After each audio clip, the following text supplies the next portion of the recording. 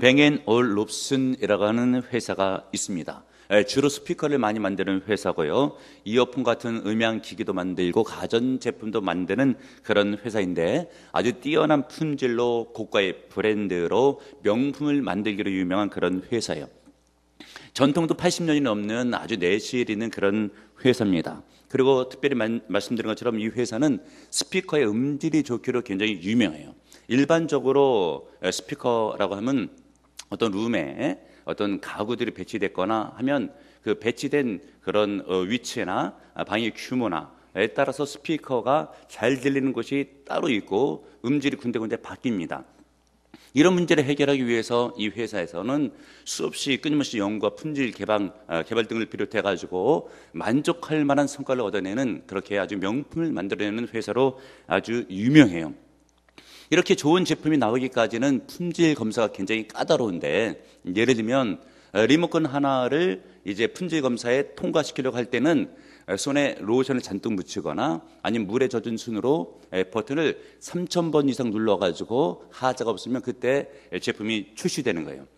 그리고 TV, 오디오 등이 품질 검사를 받게 됐을 때는 1,000번 이상 떨어뜨려가지고 제품이 하자가 없고 고장나지 않으면 이때 합격을 받고 제품이 출시됩니다. 까다로운 품질 검사를 거쳐가지고 제품이 완성되는 거죠. 그 회사가 그렇게 하는 이유는 비싼 돈을 사고 이제 그것을 통해서 제품을 구매하고 있는 고객들에게 그 품질로 인해서 실망시키는 일이 없어야 되겠다라고 하는 그런 경영 철학과 마인드 때문에 그런 제품이 탄생하게 된 거죠. 여러분, 명품이라고 하는 것은 그냥 탄생하지를 않습니다. 여러 가지 힘든 과정을 거치면서 결국 명품이 나오는 거예요. 그런데 가만히 생각해 보면 특별히 영적인 견지에서 볼 때 우리의 인생도 유사합니다. 어떤 인생이 명품 인생이 될 수 있을 것인가? 고난과 연단을 잘 거치고 났을 때에 보다 성숙한 인격을 또 믿음을 소유하게 됐을 때 명품 인생이 되는 거예요.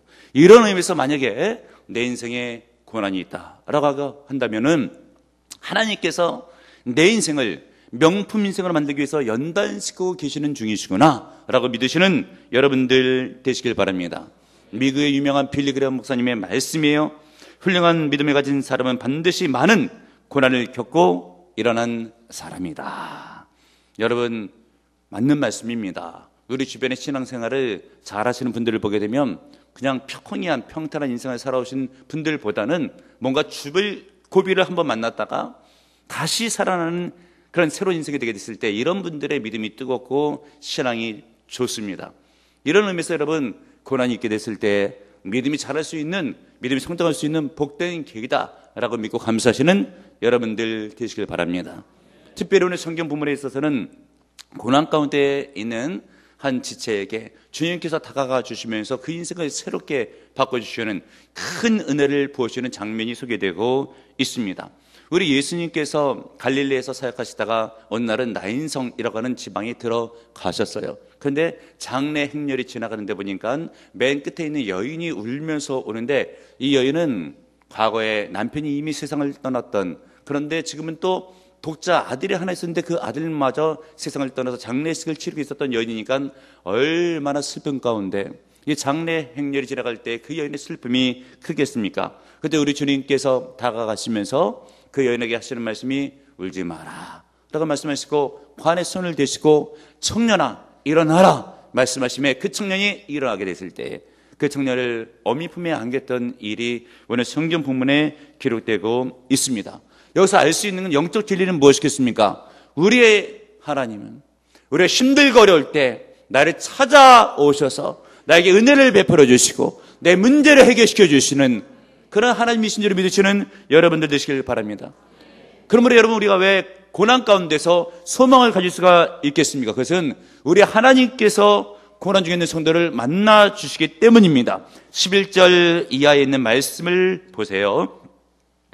그 후에 예수께서 나인이라는 성으로 가실 때에 제자와 많은 무리가 동행하더니 성문에 가까이 이르실 때에 사람들이 한 죽은 자를 메고 나오니 이는 한 어머니의 독자요 그의 어머니는 과부라. 그 성에 많은 사람도 그와 함께 나오거늘 주께서 과부를 보시고 불쌍히 여기사 울지 말라 하시고.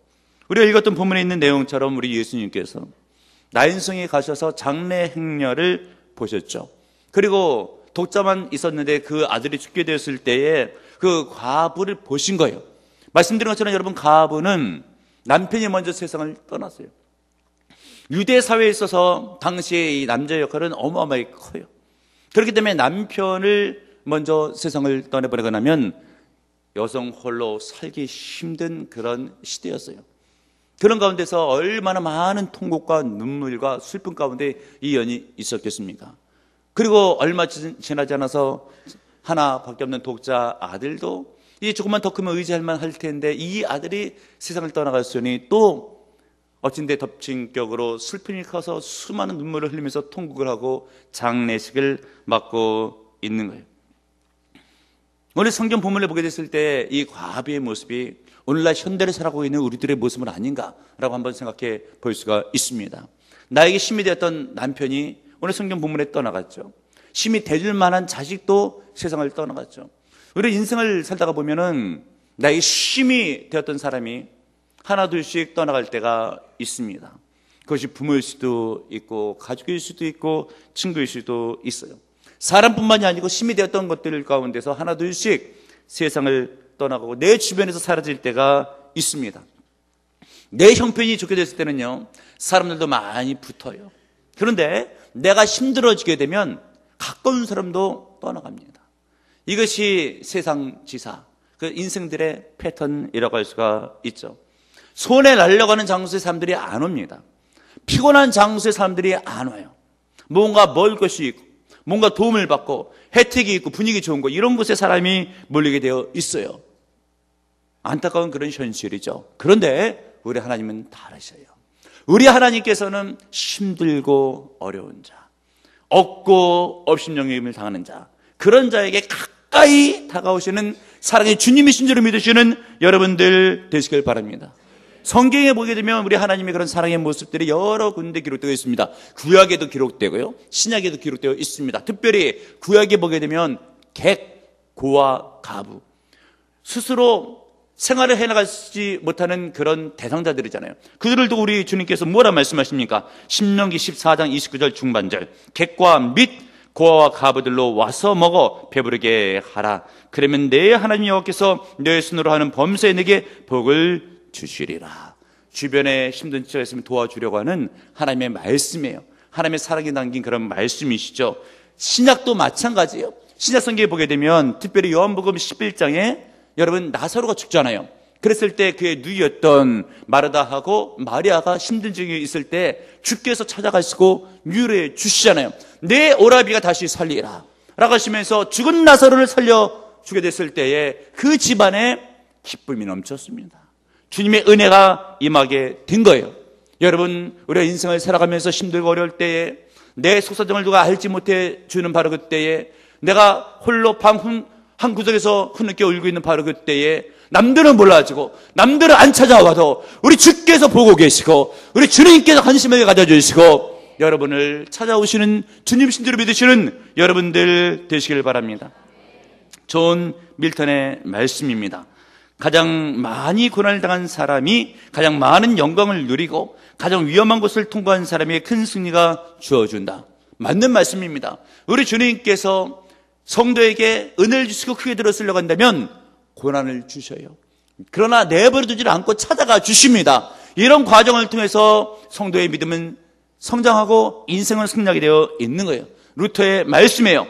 아무리 험한 고난과 역경이 몰아친다 할지라도 사망의 권세를 이기고 부활하신 예수님을 생각하면 우리의 삶에 새로운 용기와 희망이 넘쳐나게 된다. 맞습니다, 여러분. 그러므로 힘들고 어려울 때마다 주님을 기억하시고 주님의 십자가를 붙드시고 하늘의 은혜를 소망하시는 여러분들 되시길 바랍니다. 반드시 주님께서 여러분을 찾아가 주시고 도와주십니다. 언젠가 신방을 갔을 때 어느 여의사님이 간증한 이야기인데 제가 여쭤봤어요. 집사님 어떻게 해서 교회를 나오시게 됐냐고. 그랬더니 하시는 이야기가 결혼하고 나서 시댁이 다 불교지만이고 남편이 원치 않아가지고 다니던 교회를 그만 한동안 못 다녔대요.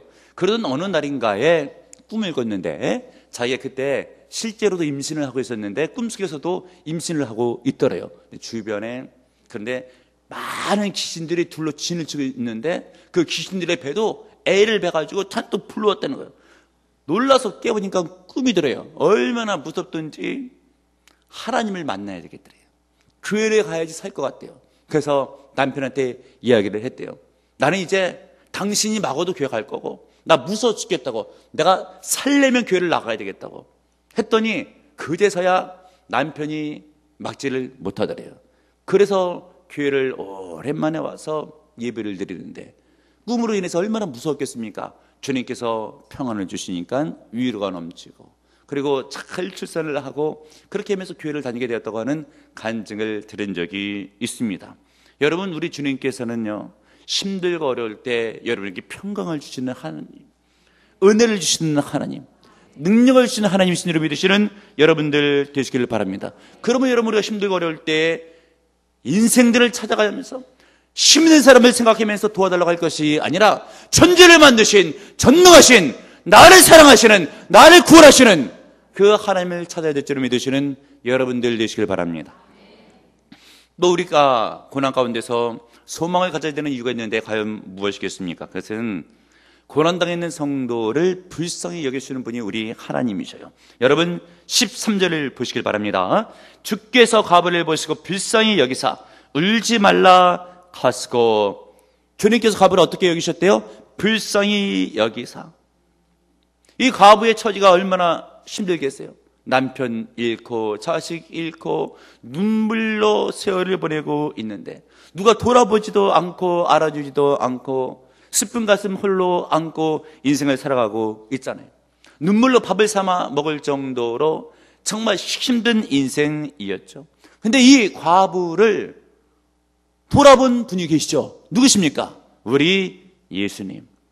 찾아가셔서 하시는 말씀이 울지 말라 라고 말씀하셨는데, 말씀만 하시는 것이 아니고 삶의 근원적인 문제, 자식의 죽음의 문제를 완벽하게 해결하여 그에게 생명을 다시 주신, 기적으로 문제를 해결시켜 주셨습니다. 그러면 여러분, 우리가 힘들고 어려울 때 주님은 나를 불쌍히 여기시고 긍휼히 여기시고 도와주시고 은혜를 베푸시고 사랑해 주시는 주님 이 신으로 믿으시는 여러분들 되시길 바랍니다. 성경에 보게 되면 우리 주님께서는 특별히 불쌍한 자를 많이 돌아보십니다. 창세기 성경 21장에 보게 되면 하갈이 아브라함 집에서 내쫓김을 당합니다. 자식 이스마엘을 데리고 나와요.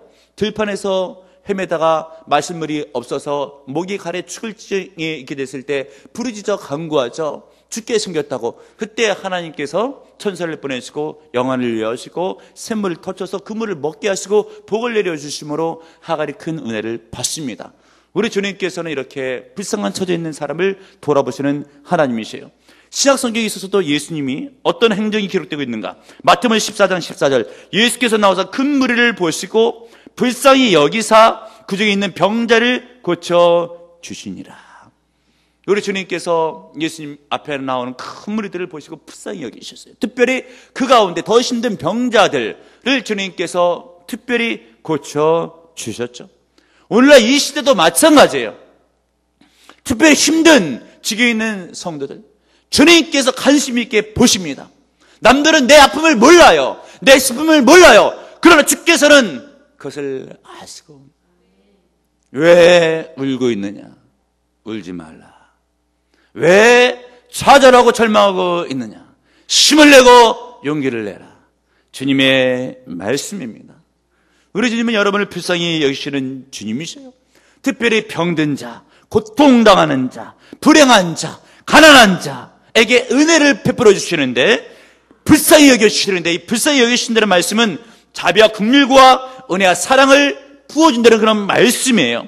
이렇게 해서 우리 예수님의 긍휼을 받게 되면, 예수님으로부터 자비와 긍휼과 은혜와 사랑을 받게 되면 고통의 인생이 형통의 인생으로 바뀝니다. 절망의 인생에서 희망의 인생으로 바뀌고요, 슬픔의 인생에서 기쁨의 인생으로 바뀌어요. 깨닫는 여러분들 되시길 바랍니다. 가수 인순이 씨의 이야기예요. 요즘도 TV 활동을 하면서 유명한 가수지만 예전에 그의 인기는 정말 절정이었었죠. 그런데 그의 삶을 보게 되면 참 힘든 과정을 많이 거쳤어요. 우리가 보아도 알잖아요. 혼혈인이잖아요. 그런데 예전에는 이 혼혈인이라고 부르지 않고 혼혈아, 심지어 뭐 튀기 이렇게 별칭을 붙이면서 부르게 되는 그 놀림을 받는 그런 대상자가 그렇게 혼혈인이었어요. 어린 시절 날 때부터 그렇게 인생이 되었으니까 자라날 때부터 얼마나 주변에 따돌림을 당하고 얼마나 피난을 당했겠습니까? 그러나 나중에 이분이 가수로 성공하죠. 그러면서 그가 책을 한 권 내는데 그 대목에 나오는 이야기예요. 어느 날 조영남 씨가 진행하고 있는 쇼 프로그램에 나가요. 조영남 씨가 묻는 거예요. 당신 생에 있어서 인생의 절정기는 과연 언제입니까? 내 인생의 절정기는 카네기 홀에서 공연할 때가 아닙니다. 여러분, 이 카네기 홀은 가수로 간다면 일생일 때 한 번쯤 서보면 큰 영광이다라고 여기는 그런 무대예요. 근데 그런 카네기 홀에 섰을 때 그때 내 인생의 절정기가 아닙니다. 카네기 홀에서 무대를 마치고 나왔을 때 미 국방성에서 연락이 왔는데 와서 무대를 서서 노래를 불러달라고 하는 이야기인데 퇴역 은퇴 군인들이 많이 있고 특별히 한국전에 참전한 용사 퇴역 군인들이 많이 있다라고 해서 거기에 갔어요. 그리고 노래를 부르기 전에 먼저 이런 멘트를 합니다. 당신들 모두는 내 아버지입니다. 그리고 나는 당신들의 딸입니다. 그러니 여러분, 나 같은 딸을 둔 것 때문에 너무 가슴 아파하지 마십시오. 나는 당신들의 사랑 때문이 아닌 하나님의 사랑 때문에 태어난 것입니다. 그리고 나는 지금 불행하지를 않습니다. 새로운 인생을 살고 있습니다. 아름다운 인생을 살아가고 있습니다. 내가 이 말을 하려고 여기까지 미국까지 왔습니다. 나의 아버지들인 당신을 진정으로 사랑합니다. 그가 수많은 고통과 슬픔을 견디는 이유는 지금 이 순간 이 말을 하기 위해서 견뎌왔다라고 이야기를 하죠.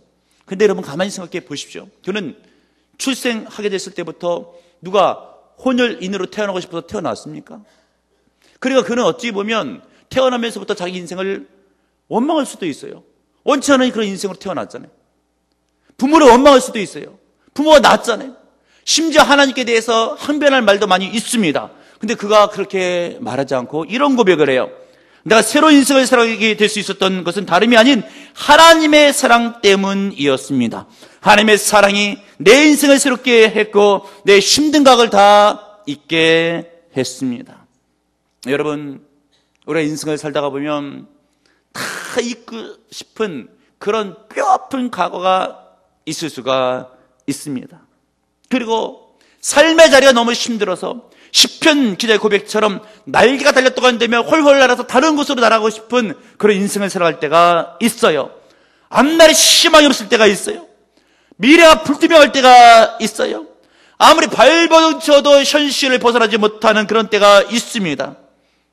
그러나 그런 상황 가운데서도 우리가 좌절하지 않고 희망을 풀 수 있는 것은 하나님이 살아계시고 그 하나님이 알고 계시고 그 하나님이 나를 도와주시기 때문에 이것을 믿으시는 여러분들 되시길 바랍니다. 하나님은 사랑이셔요. 그래서 사도 요한은 외치죠. 요한일서 4장 10절 사랑은 여기 있으니 우리가 하나님을 사랑한 것이 아니요 하나님이 우리를 사랑하사 우리를 속하기 위하여 화목제물로 그 아들을 보내셨음이니라. 이 말씀을 믿으셔요. 하나님은 사랑이십니다. 우리 위해서 예수님도 주셨어요. 주지 못할 것이 없습니다. 여러분, 이 하나님의 은혜를 삼으시길 바랍니다. 또 우리가 고난 가운데서도 소망을 품을 수 있는 이유는 과연 무엇인가? 하나님께서는 고난 중에 있는 성도를 살려주십니다. 14절과 15절을 보세요. 가까이 가서 그간의 손을 대시니 맨자들이 서는지라. 예수께서 이르시되 청년아 내가 너에게 말하노니 일어나라 하시매 죽었던 자가 일어나 앉고 말도 하거늘 예수께서 그를 어머니에게 주시니. 지금 청년을 살리죠. 살릴 때 청년아 일어나라 하기 전에 어떤 행동을 하십니까? 관에 손을 대시니.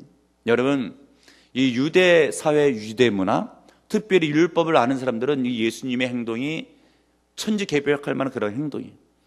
유대인들에 있어서는요, 가족이 아닌 이상 관에 손을 대지를 않습니다. 부정타라고 해서 손을 댈 리가 없어요. 율법을 어기는 것도 되고 될 리가 만무죠. 그런데 그것을 다 통전처럼 알고 있는 이 사회 문화 가운데서 예수님께서 그간에 손을 댄 거예요. 과부도 보고 깜짝 놀랐겠죠. 저분이 뉘신데 나를 그렇게 생각해 주는 마음으로 내 아들에 관해 손을 대실까? 나도 모르시는 분이신데 참 고마운 분이시다 라고 하는 큰 감동을 이때 먼저 받았죠. 그리고 예수님께서 이상한 말씀을 하시는 거예요. 남들 안 하시는 말씀. 누가 가난하다 대고 죽은 사람에게 일어나라, 누가 말할 수가 있겠습니까? 듣는 사람도 참 이상하다, 정신 나갔다 라고 하는 말을 하시는 거예요. 그런데 그 말을 하자마자 더 이상한 일이 생기는데 죽은 자가 정말 벌떡 일어나는 겁니다. 여러분 믿으시길 바랍니다. 우리 예수님은 하나님이세요. 말씀을 천지를 창조하십니다. 못할 일이 없으세요. 한번 말씀하시면 그 말씀이 반드시 열매로 맺는 거예요. 아담도 만드시는 분이신데 죽은 사람은 왜 못 살겠습니까? 나중에 장차 예수님 재림하실 때 믿는 성도가 영광 가운데 부활할 줄을 믿으시는 여러분들 되시길 바랍니다. 죽은 자도 주님께서 말씀하시면 살아나는 거예요. 여러분 죽은 자만 살리십니까? 죽은 게 많습니다. 여러분 신앙생활 하다 보면은 목회를 하다 보면 믿음이 죽은 사람들도 있어요. 인생의 꿈이 죽은 사람도 있어요. 예전에 삶의 의욕을 갖고 인생을 살아나가다가 그 의욕도 죽은 사람이 있습니다. 삶의 목적, 목표를 분실한 사람들이 있어요. 사는 것 같지 않은 죽은 것 같은 인생들이 있단 말이죠. 여러분 그런 사람에게 우리 주께서 말씀하시는 거예요. 죽어있는 나에게 일어나라. 이제는 살아나야 된다. 이제는 삶의 용기를 품어야 된다. 주께서 말씀하시는 거예요. 우리 주님께서는 죽은 인생도 살려요. 죽은 목표도 꿈도 희망도 다시 주시는 거예요. 죽은 사업도 살려주셔요. 죽은 건강도 일으키십니다. 모든 문제를 해결해 주시는 거예요. 잠언성경 24장 16절의 말씀, 대저 의인은 7번 넘어질지라도 다시 일어나느니라. 여러분 예수 믿는 기쁨이 무엇이겠습니까? 쓰러져서 남들이 일어나지 못해도 우리는 7번이나 넘어져도 8번째 일어나요. 왜요? 주께서 붙들어 주시고 주께서 힘을 주시고 눈을 주시니 일어날 수가 있는 겁니다. 믿으시는 여러분들 되시길 바랍니다. 경상남도 울산 가난 농촌의 한 청년의 이야기예요. 중학교를 졸업하고 고등학교에 진학하려고 했는데 시험에 낙방해서 못 갔어요. 오래전에는 그런 일들이 많았습니다. 친구들은 고등학교에 진학하고 대학도 들어가요. 자기는 청년이 되었어요. 동네에서 농사만 짓고 있는 거예요.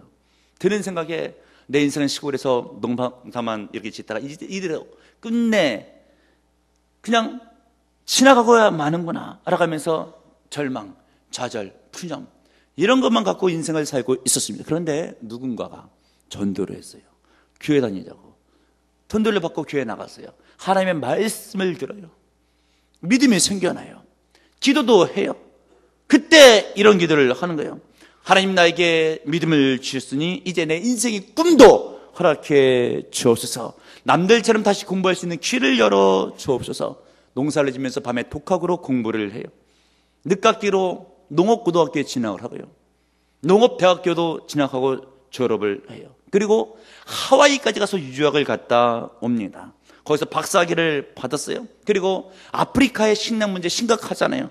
그곳에 가서 옥수수 재배를 연구하고 옥수수 박사가 되고요. 슈퍼 옥수수를 개발해서 아프리카의 식량난을 어느 정도 해결하고 돌아옵니다. 이 공로로 여러 가지 상을 받게 되는데 상만 해도 평화상, 아시아 혁신상 은상, 대통령 표창, 국제농업연구대상, 아프리카 국가연합의 농업연구대상까지 수많은 상을 수상을 합니다. 뿐만 아니라 북한에까지 가서 슈퍼 옥수수를 갖다 주고 재배하는 방법을 가르치고 돌아오신 분이세요. 옥수수 박사로 유명하신 김순건 박사님의 이야기입니다. 그는 내 인생 이제 이미 늦었다, 다 틀렸다 라고 할 때에 하나님을 만난 거예요. 교회를 다닌 거예요. 믿음이 생긴 거예요. 그때 인생이 변화된 줄을 믿으시는 여러분들 되시길 바랍니다. 그러므로 인생 가운데 고난이 있습니까? 내 인생 입이 끝났다, 다 틀렸다, 늦었다 라고 하는 분은 안 계세요. 이때 주님을 만나셔야 돼요. 주님의 말씀을 들어야 돼요. 주 앞에 기도해야 돼요. 도와주세요 외치셔야 됩니다. 반드시 하나님께서 인생을 새롭게 변화시켜 주십니다. 우리 성경 부모를 보세요. 난성 가부, 남편 죽었죠, 자식 죽었죠, 슬픔의 인생이잖아요. 누가 돌아봐요? 예수님께서 찾아가서 만나 주시고 불쌍히 여겨주시고 문제의 근원을 해결시켜 주시잖아요. 이런 은혜를 받아야 됩니다. 예수님을 만나야 돼요. 도우시는 하나님을 만나야 됩니다. 반드시 힘든 인생, 고난의 인생이 명품 인생으로 바뀔 수가 있습니다. 예수님의 은혜를 받아 복된 심령들로 승리하시길 주님의 이름으로 축원합니다. 주님, 우리 가운데 고난을 당하고 있는 성도는 있지는 않습니까?